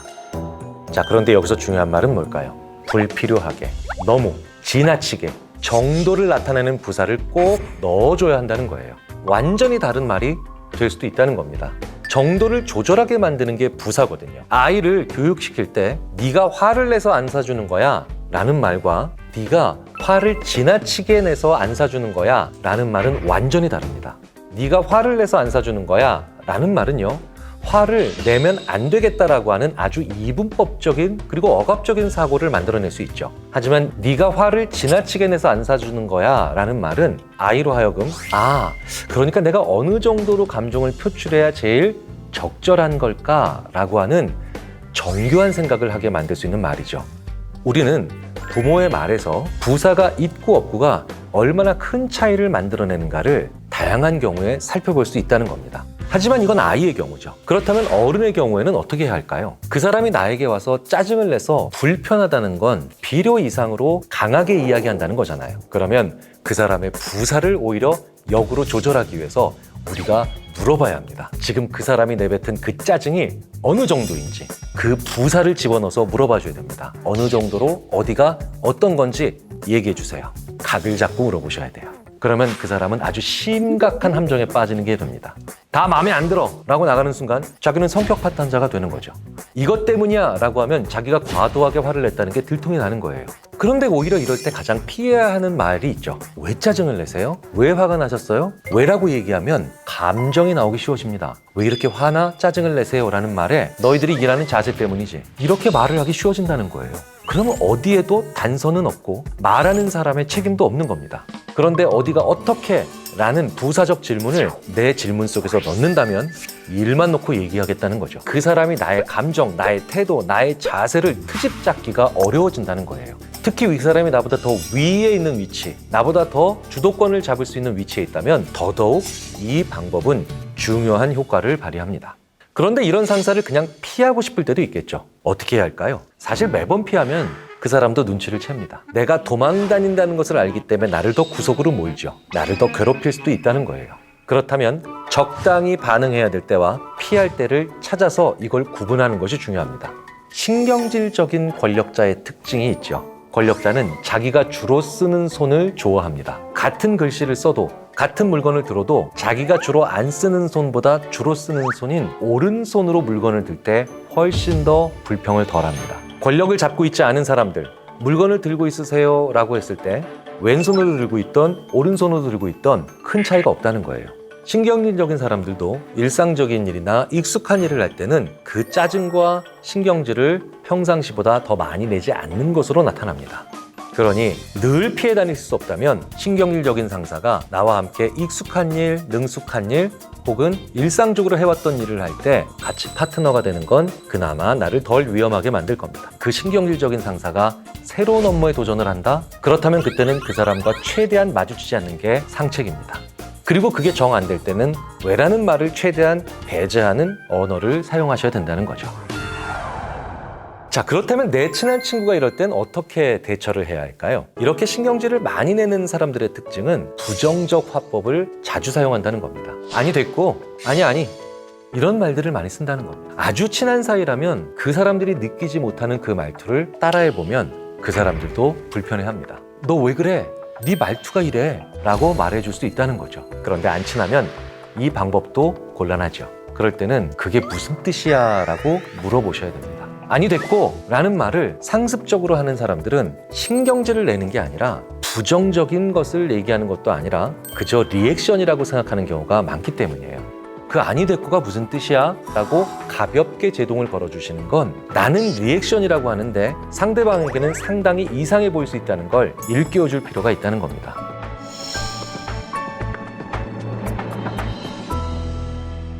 너 말투가 왜 이래? 말투가 좀 거슬려 라는 느낌을 상대방으로부터 받으셨다면 내가 신경질적으로 말하고 있지 않는지 걱정을 해보실 필요가 있다는 거고요. 그리고 이런 걱정을 해보신 적이 몇 번이라도 있다면 이 방법을 추천드리고 싶습니다. 내 말을 한번 녹음해서 들어보시는 거예요. 자기의 언어 습관을 상당히 객관적이고 정확하게 알 수 있게 됩니다. 굉장히 민망하시다고요? 하지만 시도는 해보셔야 됩니다. 저도 1990년대 후반에 처음으로 강의를 시작할 때 제 강의를 녹음해서 들어보고 난 다음에 3일 동안 잠이 안 왔죠. 그런데 그날 이후로 그나마 지금 약간이라도 괜찮은 말을 해볼 수 있는 게 아닐까 싶다는 겁니다. 마지막으로 꼭 강조드리고 싶은 게 있습니다. 신경질이 많은 사람이 꼭 나쁘기만 한 걸까? 부정적인 시선으로만 보실 필요는 없다는 거예요. 신경질이 많은 사람은요, 굉장히 많은 능력을 가지고 있는 사람이기 때문일 수도 있다는 겁니다. 신경질 내는 걸 늘 문제 해결 방법으로 쓰는 꼬이고 문제가 많은 사람들이 분명히 있는 반면 또 하나의 사람들이 있다는 거죠. Highly sensitive people이라고 영어에서는 표현합니다. 매우 예민한 사람들이라는 거예요. 일자 샌드라고 하는 작가가 쓴 sensitive라고 하는 책이 있습니다. 그리고 이 책을 들여다보면 정말 예민한 사람들은 우리가 못 보는 걸 보기 때문에 더 부정적인 측면에 대한 이야기를 많이 할 수밖에 없다는 거예요. 그리고 이런 사람들의 또 다른 특징 하나가 바로 굉장히 기대 수준이 높을 수밖에 없다는 겁니다. 특히 전문적인 일을 해야만 하는 직업, 심지어는 예술적 분야, 아주 정밀함을 요하는 일에 그런 사람들이 많잖아요. 이런 사람들과 공존할 수 있는 방법에는 뭐가 있을까요? 가장 중요한 건 속도를 맞춰주는 게 필요합니다. 너무 많은 걸 보고 많은 걸 느끼니 나처럼 빨리 지나칠 수가 없다는 겁니다. 그 사람들은 느려질 수밖에 없는 사람들이라는 거예요. 모든 것에 신경질 내는 것 같지만 사실은 자기 기준보다 빨리 끝났을 때 대부분 신경질을 내는 경우가 많습니다. 가만히 있어봐. 아직 아니잖아. 이런 말들이요. 그저 발목 붙잡고 트집 잡는 것 같지만 그 사람들에게는 정말로 아직 안 끝난 거예요. 너 왜 이렇게 느려? 라고 하면서 우리가 재촉하게 되면 2차적으로 더 신경질 내게 되어 있습니다.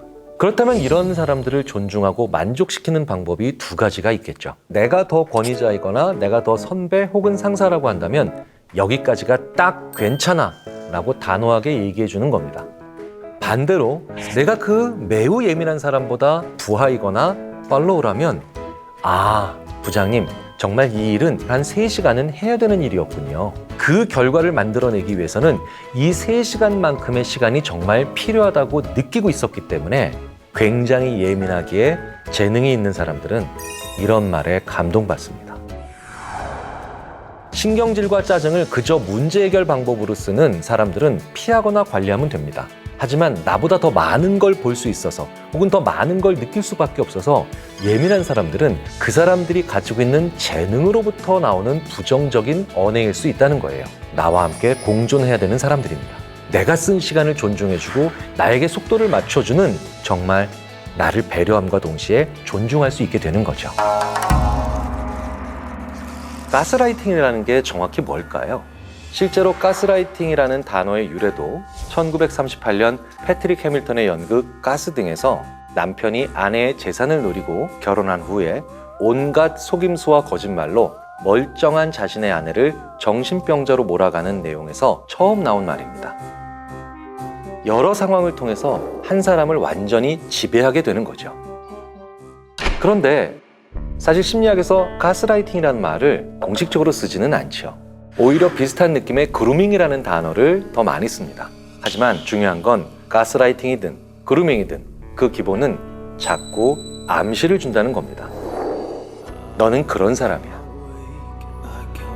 그런데 너는 그런 사람이다 라는 이런 암시가 긍정적이라면 용기나 도전을 하게 만들 수도 있죠.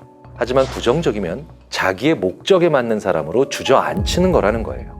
대부분 그 사람으로 하여금 무기력하게 만드는 말과 행동을 반복해서 그 무기력을 목적으로 암시를 하게 되면 우리가 일반적으로 가스라이팅 했다 라고 부른다는 겁니다. 우리는 흔히 남녀 사이에서 가스라이팅이 많이 나타난다 라고 생각하지만 그럴 경우에는요, 데이트 폭력 같은 범죄의 영역으로 번지는 경우가 많습니다. 신문 기사가 많이 나니 조금 더 많이 부각되는 것 뿐이라는 겁니다. 그래서 오늘은 연인처럼 깊은 관계가 아니다 하더라도 일상 속에서 나타나는 가스라이팅의 이야기를 해볼까 합니다. 가스라이팅 당하기 가장 좋은 상황이 뭘까요? 바로 정신적으로 지쳐있을 때입니다. 그런데 우리 사회가 많이 지쳐있잖아요. 지쳐있으니까 주저앉히기도 좋다는 겁니다. 그렇기 때문에 안타깝게도 한국 사회에서 가스라이팅이라는 말이 많이 회자되고 실제로도 만연하기 좋은 문화가 형성되어 있다고 볼 수 있다는 겁니다. 또 하나의 이유는 바로 우리나라가 여전히 상당히 서열화된 사회라는 겁니다. 기본적으로 가스라이팅은 좀 더 나보다 힘이든 권위든 있어야 하기가 쉬워지겠죠. 그런데 한국 사회가 바로 이렇게 여전히 서열을 굉장히 중요하게 생각하다 보니 가스라이팅도 더 만연할 수 있다는 겁니다. 가스라이팅이라고 하면 우리는 주로 범죄를 생각하지 않습니까? 하지만 이렇게 서열에 의해서 혹은 권위에 의해서 사소하지만 지속적으로 계속되는 암시에 의한 범죄 분류로 들어가지 않을 수 있는 가스라이팅도 얼마든지 있다는 겁니다. 독특하게도 조직 내에서의 가스라이팅은 범죄가 아니라는 거예요. 그저 조직 내에서 나를 무기력하게 만드는 사람이 있어서 너무 싫다고 얘기한다는 겁니다. 이런 사람들이 어떤 사람일까요? 자신의 본질적 불안과 세상을 둘러싸고 있는 불안이 만나 강하게 점화되는 경우라고 봐야 합니다. 무기력을 전염시킨다는 거죠. 자기의 하락세를 세상이나 조직의 하락세로 연결시키려는 사람들이 해봐야 안 된다는 생각을 가지고 있다는 겁니다. 예를 들어서 퇴직을 앞두고 있거나 커리어의 마무리 혹은 하락 단계로 들어선 경우 경험이 많은 노장 혹은 사람 좋은 선배의 얼굴을 한 채 앞날이 많이 남아있는 후배들을 부지런히 만나고 다니면서 틈날 때마다 해봐야 별 수 없어. 우리 조직의 미래는 불보듯 뻔해. 이런 말들을 친절하면서도 나긋나긋하게 전해주는 유형들이 여기에 해당합니다. 남들이 보기엔 아니더라도 자기 생각에는 하락세가 온 사람들, 더 이상은 무언가 나아질 수 없을 거다라고 생각하는 사람들이 가스라이팅하는 경우가 많다는 거예요. 그래서 이런 사람들이 제일 싫어하는 건 무언가 변화를 추구하는 것, 새로운 것을 해보는 것, 그걸 막기 위해서 이런 말들을 많이 한다는 겁니다. 다 너를 위해서 하는 말이야. 나니까 이렇게 다 알려주는 거야. 이런 친절로 포장한 말들 속에서 가스라이팅은 의외로 부드럽게도 일어납니다. 일반적으로 가스라이팅에 대한 기사를 읽으면 굉장히 오랜 기간 동안 피해를 입으면서도 모르고 지내는 경우가 많죠.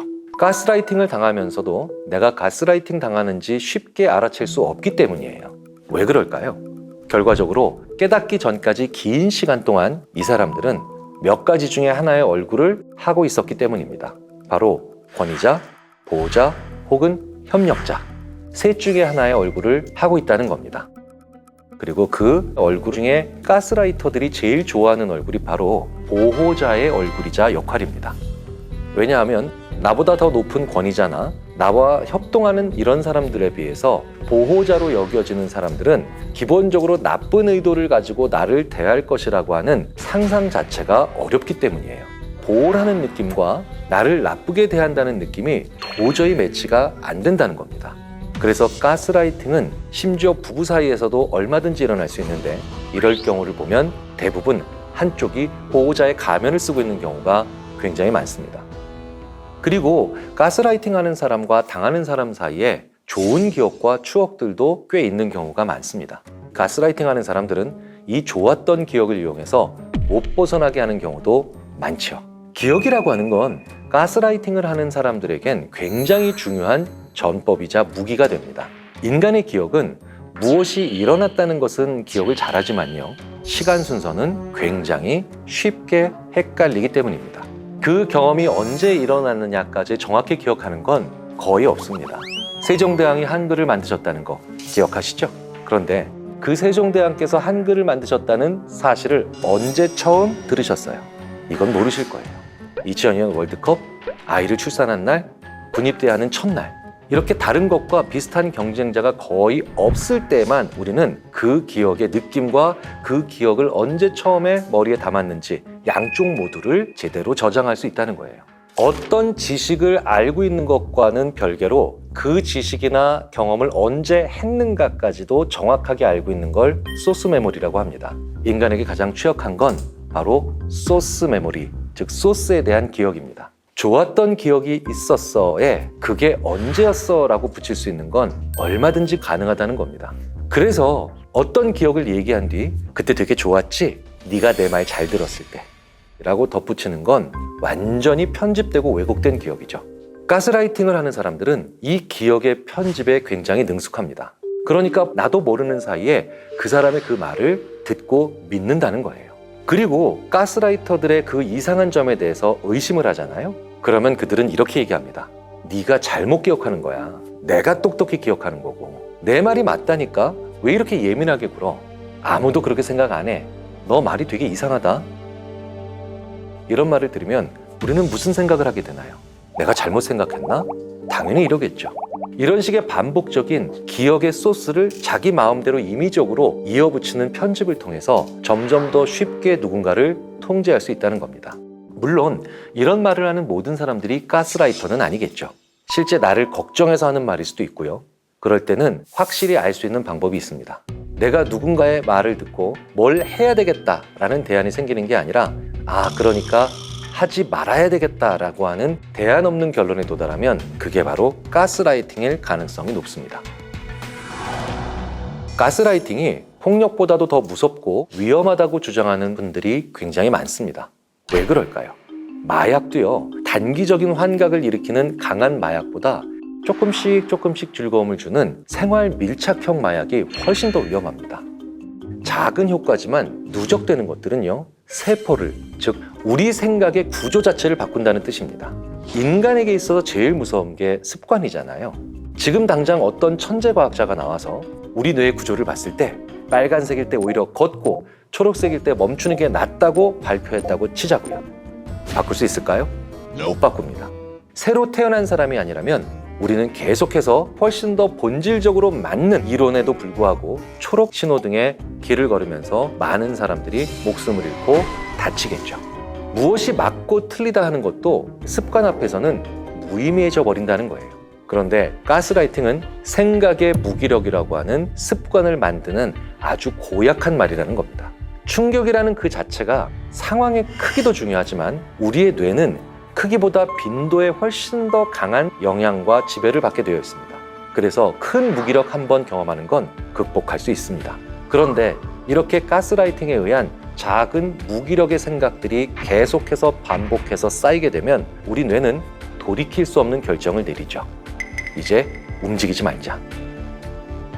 그래서 어떤 사람을 만났을 때 이런 상황이 자꾸 일어나는지 계속해서 의심을 해봐야 합니다. 어떤 사람을 만나고 나면 유난히 해봐도 안 된다는 생각, 그리고 무언가 힘이 빠진다는 생각이 지속적으로 들면 그 사람은 친절하고 좋은 사람이어도 가스라이팅을 자기도 모르는 사이에 하고 있다는 거예요. 가스라이팅 당하는 사람은 자기가 그렇게 당하고 있다는 사실을 스스로 알아차리기가 정말 힘듭니다.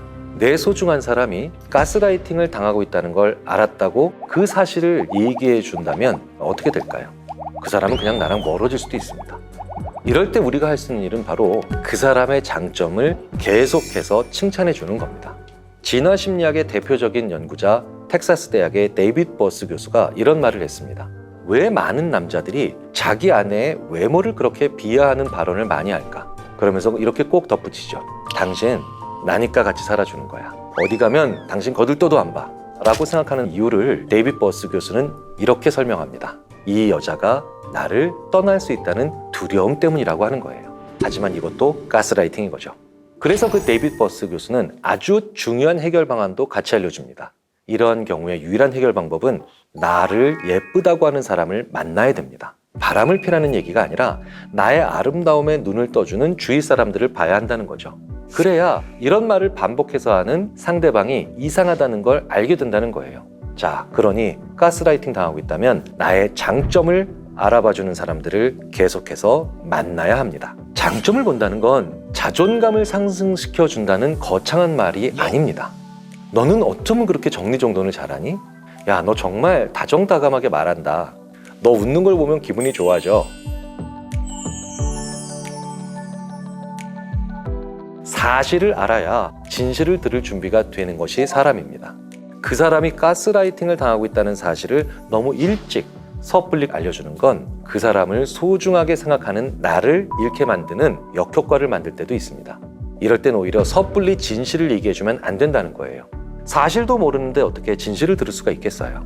그러니까 지금 너는 가스라이팅 당하고 있다라고 하는 진실을 얘기하기 전에 너는 이런 장점을 가지고 있는 사람이야 라고 하는 사소해 보이지만 정확한 사실을 계속해서 알려줘야 합니다.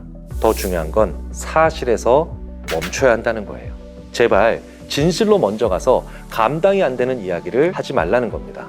그건 그 사람이 내릴 판단이기 때문이죠. 마지막으로 드려야 되는 중요한 얘기가 있죠.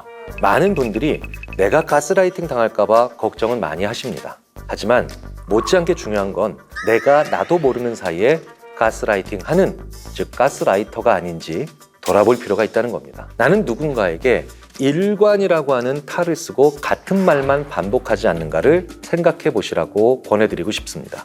어떤 사람이 나에게 일관적으로 얘기한다는 건 나에 대한 고민이 없다는 뜻이에요. 상황과 경우를 고려하지 않고 늘 같은 말만 반복한다면 나도 그런 사람이 될 가능성이 높겠죠. 그래서 제가 선배 입장이 된 분들께 후배와 대화할 때 아주 중요한 팁을 하나 드리겠습니다. 선배의 언어는 두 가지씩이어야 나 너한테 할 말이 있다. 이제 조금 불편한 소리를 할 거야. 이렇게 자기의 의도나 계획을 먼저 알려주고 난 뒤 충고를 하셔야 돼요. 하지만 보통은 순서가 다르죠. 화를 내거나 넋두리를 하거나 아니면 넌 해도 안 되라고 하는 이런 여러 가지 무언가 불필요한 얘기를 하고 난 다음에 자기를 합리화하기 위해서 너니까 내가 이런 얘기해 주는 거야. 이렇게 말하는 경우가 대부분이죠. 이건 아주 비겁한 미괄식입니다. 내 의도를 먼저 전달하고 난 다음에 쓴소리를 하면 충고가 될 수 있지만 감정을 먼저 던지고 난 뒤에 자기의 입장을 합리화하는 것은 대부분 가스라이팅적인 대화가 되는 경우가 많습니다. 상대방이 아닌 나 스스로 이런 대화를 하지 않는지 우리 모두 한번 반성해 볼 필요가 있다는 거죠.